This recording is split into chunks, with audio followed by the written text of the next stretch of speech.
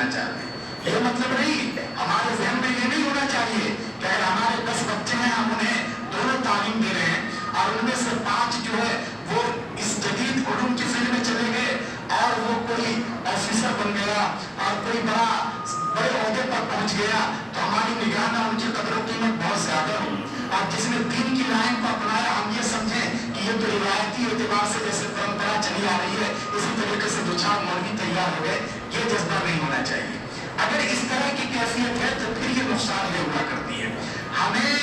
असली उलूम को भी पढ़ना है, सिखाना है, लेकिन इस वजह से कि ये हमारी जरूरत है। इस वक्त जो हालात है, इन हालात में हम इसके बगैर नहीं रह सकते, हमारी इज्जत नहीं रह सकती। ये मतलब नहीं कि वो हमारे लिए वो जो फील्ड है वो ज्यादा काबिल कदर है, हमारे लिए वो ज्यादा कीमती है, नहीं, ऐसा नहीं है। हमें दोनों फील्ड के अफराद को तैयार करना है और दोनों को कदर मंजिलत की निगाह से देखना है। इसलिए कि असल जो चीज है, जो बुनियाद है, वो दीनदारी बुनियाद है। दीनदारी होगी, ये बच्चे अगर कल को डॉक्टर बनेंगे तब भी इनके अंदर इंसानियत होगी। ये कुरान करीम पढ़ रहे हैं, इनके सीने में कुरान करीम महफूज है, इनकी तरबियत इस तरह की जाती है। कल को अगर ये कोई क्लिनिक खोल के बैठते हैं, किसी हॉस्पिटल में बैठते हैं, अगर इनके गांव का कोई बूढ़ा आदमी लाया जाता है, पेशेंट है, जिसकी आखिरी हालत है, तो दुनिया के दूसरे डॉक्टर क्या करेंगे? अगर वो दूसरे डॉक्टर होंगे, उन्हें मालूम है कि ये मेरे गांव का बूढ़ा आदमी है और जब मैं छोटा था तो ये मुझे कभी कभी मेरे काम आया करते थे, लेकिन वो क्या कहेगा? उसका जो प्रोफेशनल है, उसका जो कोर्स है, वो ये कहेगा कि पहले मेरी मेज पर 1 लाख रुपए जमा करो, तब मैं इस पेशेंट को हाथ लगाऊंगा। इसलिए कि उसके बगैर हम पेशेंट को नहीं देखते। उस बूढ़े के घर वालों के पास इतने पैसे नहीं है, तो गांव देहात का एक गरीब किसान है, उसके पास पैसे कहां से आएंगे? चुनांचे उस डॉक्टर के सामने वो एड़ियां लगाकर वो बूढ़ा मर जाएगा, लेकिन वो डॉक्टर उसे हाथ नहीं लगाता। क्यों? इसलिए कि उसने इंसानियत सीखी नहीं है, उसको तो सिर्फ पैसा चाहिए, चाहे किसी की जिंदगी जा रही हो। लेकिन हमारे यहाँ ये जो बच्चे तैयार हो रहे हैं, अगर ये डॉक्टर बनेंगे तब भी इनके अंदर इंसानियत होगी, तब भी इनके अंदर खिदमत का जज्बा होगा। ये समझेंगे कि ये पैसे तो आने हैं, असल जो मुझे काम करना है वो खिदमत के जज्बे से इंसानियत के काम आना है। खैरुन नास मन यनफउन नास, ये हदीस अपने बच्चों को सुनाते हैं, इन्हें समझाते हैं कि याद रखो, प्यारे आका सल्लल्लाहु अलैहि वसल्लम ने फरमाया, तुममें सबसे अच्छा वो है जो लोगों के काम आए। हम इन बच्चों को इंसानियत की तालीम देते हैं, हम इन बच्चों को ये बतलाते हैं पहले ही दिन से कि देखो, अगर तुम किसी बिल्डिंग में रहते हो, अच्छी बात है, तुम्हारे दस्तरखान पर तरह तरह की डिशें हैं, खाओ, अल्लाह का शुक्र अदा करो। लेकिन याद रखो, अगर तुम्हारी उस बिल्डिंग के नीचे एक झोपड़ी है, उस झोपड़ी में कोई गरीब फैमिली रहती है, याद रखो, अगर उस झोपड़ी में रहने वाली गरीब फैमिली का गरीब बच्चा अगर रात को भूखे सोता है, बिलखता है, सिसकता है, रोता है, हम अपने बच्चों को बताते हैं कि कोई जरूरी नहीं है वो बच्चा तुम्हारी जान पहचान का, कोई जरूरी नहीं है वो तुम्हारा रिश्तेदार हो, कोई जरूरी नहीं है कि वो तुम्हारी बिरादरी से ताल्लुक रखता हो, बल्कि ये भी कोई जरूरी नहीं है कि वो तुम्हारे धर्म और मजहब से ताल्लुक रखता हो सकता है वो कोई शंकर हो, वो कोई सिंह हो, वो कोई शर्मा हो, वो कोई झा हो, लेकिन याद रखो, अगर तुम पेट भर के खाते हो और सो जाते हो और वो बच्चा अगर भूख की वजह से बिलखता है और सिसकता है, तो तुम सब कुछ हो सकते हो, लेकिन प्यारे आका ने फरमाया, ला युमिन, तुम ईमान वाले नहीं हो सकते। ये कैसा ईमान है कि आदमी खुद आराम से सो जाए और उसके पड़ोस में आग लग रही है? नहीं, ईमान वाले का ये फर्ज है कि अगर मोहल्ले में आग लगती है तो उसे जितनी फिक्र अपने घर को बचाने की है, ऐसी फिक्र उसे पड़ोस में लगने वाली आग को बुझाने की भी करनी है। हम इन बच्चों को बतलाते हैं कि प्यारे बच्चों, अल्लाह ने तुम्हें बेहतरीन उम्मत बनाया है, अल्लाह ने तुम्हें फजीलत अता की है। कुरान करीम में क्या है? कुंतुम खैर उम्मा, है ना कुरान करीम में, कुंतुम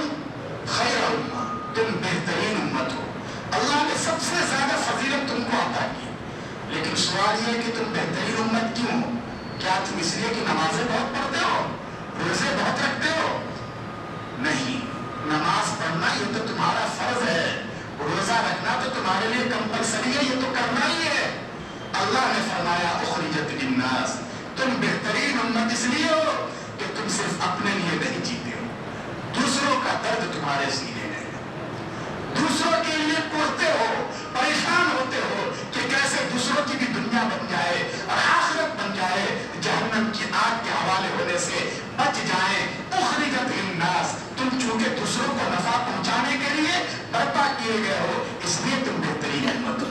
تو یہ کردار ہمارے بچوں کو سکھلایا جاتا ہے، ہر صاحب ایمان کا یہ کردار ہونا چاہیے۔ اس جذبے کے ساتھ جب ہمارے بچے یہاں سے پڑھیں گے اور آگے بڑھیں گے تو جس فیلڈ میں جائیں گے انشاءاللہ وہ کارآمد ہوں گے۔ اور یقین مانیے دینداری نہیں ہے تو کچھ بھی نہیں ہے،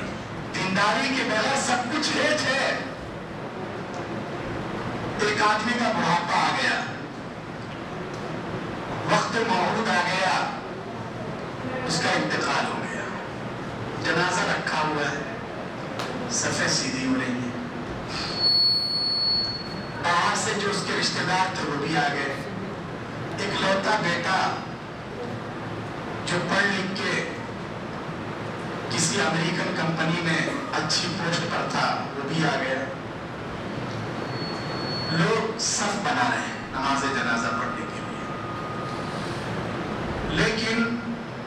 اس دوران اس کا جو اکلوتا بیٹا ہے، وہ جو لاڈلا ہے، اسے یہی پتا نہیں کہ ابا جان کی نماز جنازہ میں دعا کون سی پڑھنی ہے۔ وہ ایئرپورٹ سے آیا، ڈائریکٹ صف میں کھڑا ہو گیا ہاتھ باندھ کے، اسے یہی پتا نہیں کہ نماز جنازہ میں کھڑے ہونے سے پہلے وضو کرنا ہے۔ کیا فائدہ ایسی اولاد سے؟ اس مرنے والے نے اپنی پوری زندگی بیکار کر دی نا۔ اس نے سنگھرش کیا، وہ ایک مڈل کلاس فیملی سے تعلق رکھتا تھا، اپنی پوری زندگی کو قربان کر دیا، حرام حلال کا بھی خیال نہیں رکھا، وقت سے پہلے اس کی داڑھی کے بال سفید ہو گئے، اپنے بچے کو یہاں سے لے کے نہ جانے کتنے اونچے عہدے پر پہنچا دیا، لیکن کوئی فائدہ نہیں، زندگی بیکار ہو گئی اس کی، اس لیے کہ بچے کو یہی پتا نہیں کہ نماز جنازہ میں دعا کون سی پڑھنی ہے، کیا پڑھ کر ابا جان کو قبر میں اتارنا ہے۔ ایسی اولاد سے تو کوئی فائدہ نہیں ہے، ایسی اولاد اس کے گلے کی ہڈی بن جائے گی،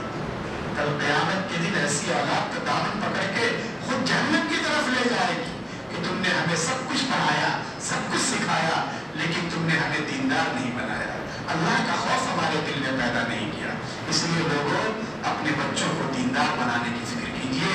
انہیں صاحب ایمان بنائیے، انہیں باکردار بنائیے، پھر دیکھیے وہ کیسے کام آتے ہیں، ان کی دنیا بھی روشن ہوگی اور آخرت میں بھی وہ ہمارے لیے نجات کا ذریعہ اور سہارا بنیں گے۔ تو اس لیے ہمیں اپنے بچوں کو قرآن کریم پڑھانا ہے، ہمیں اپنے بچوں کو باکردار بنانا ہے۔ یہ بچے جو حافظ قرآن بن رہے ہیں، آپ انہیں معمولی نہ سمجھیں، اللہ رب العزت کے یہاں بڑے انمول ہیں، یہ ان کا مہاتم بہت زیادہ ہے۔ ایک ایسا مرحلہ بھی آئے گا کہ بہت خطرناک قسم کی سچویشن ہوگی، لوگوں پر کپ کپی طاری ہوگی، لرز رہے ہوں گے، جو بڑے بڑے ملٹی ملینر ہوں گے، کمپنیوں کے آنر ہوں گے، منتری جی ہوں گے، چودھری جی ہوں گے، گاؤں کے پردھان جی، مکھیا جی، سب کے پیروں میں کپ کپی ہوگی۔ اللہ فیصلہ کر چکے ہوں گے کہ ان سب کو جہنم کے حوالے کر دو، لیکن ایسی خطرناک سچویشن میں بھی حدیث پاک نے ہمیں خبر دی ہے کہ بہت ممکن ہے ہمارا یہ عزیز، کیا نام بچے کا نام بھی بھول گیا جس نے تلاوت کی تھی، ہاشم، بہت ممکن ہے کہ یہ ہاشم آگے بڑھے گا اور اللہ تعالیٰ سے کہے گا کہ اے اللہ،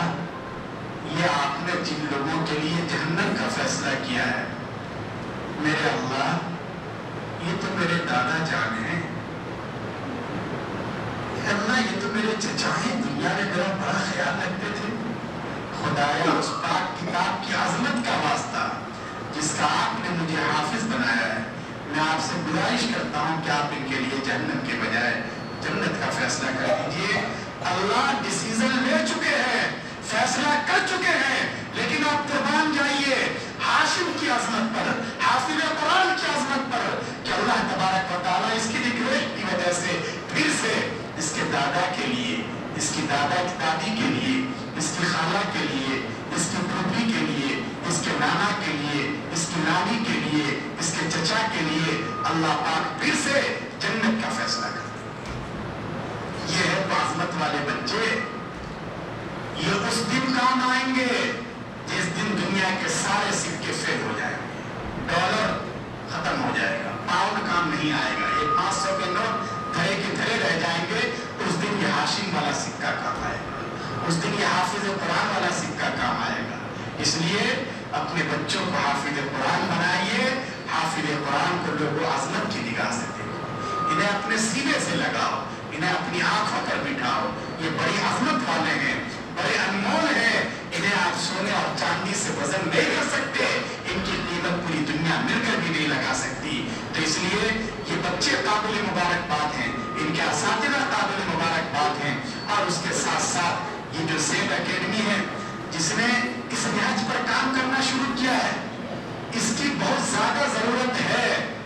یہ ماشاءاللہ چھوٹے سطح پر جیسا کہ میں نے کہا یہ کام شروع ہوا ہے، لیکن ہمیں اس کام کو بڑے پیمانے پر کرنے کی ضرورت ہے۔ آپ حضرات جن کو اللہ نے سورسز دیے ہیں، اللہ نے وسائل دیے ہیں، دنیا کی زندگی تو گزر جائے گی، کم از کم اس طرح کا پروجیکٹ شروع کیجیے جس سے قوم کے بچوں کو فائدہ ہو، لوگوں کا ایمان بھی صحیح ہو اور وہ باعزت زندگی گزار سکیں، ہر فیلڈ میں مسلمان اپنی صلاحیتوں کا لوہا منا سکے۔ ہمارے قوم کے بچوں کو اللہ نے بڑی صلاحیتوں سے نوازا ہے، الناس معادن کمعادن الذهب والفضة، لیکن ان کی صحیح رہنمائی نہیں ہو پاتی، ان کی صحیح کوچنگ نہیں ہو پاتی، اس لیے بہت سے میدان میں پیچھے رہ جاتے ہیں۔